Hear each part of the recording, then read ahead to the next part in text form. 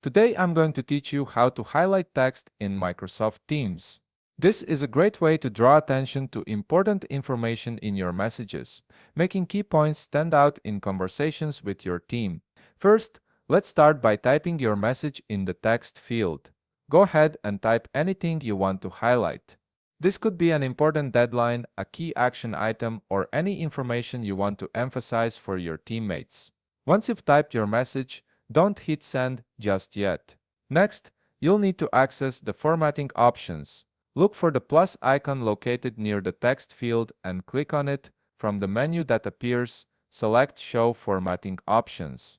This will open up a toolbar that gives you access to various text formatting tools, including the highlight feature we're after. Now that the formatting toolbar is visible, it's time to apply the highlight. Click and drag to select the text you just typed. Make sure you've highlighted exactly the portion of text you want to emphasize. Once your text is selected, look for the highlight icon in the formatting toolbar and click on it. This icon typically looks like a marker or highlighter pen. After clicking the highlight icon, you'll see a color palette appear.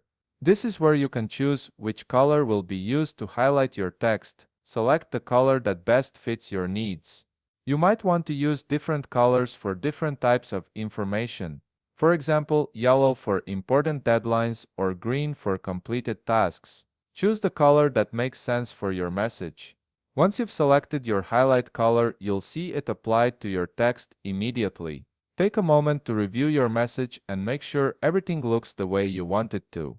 If you're satisfied with how your highlighted text appears, go ahead and click the send icon to deliver your message to the chat or channel. And there you have it, your message will now appear with the highlighted text, making it much easier for your team members to spot the important information at a glance.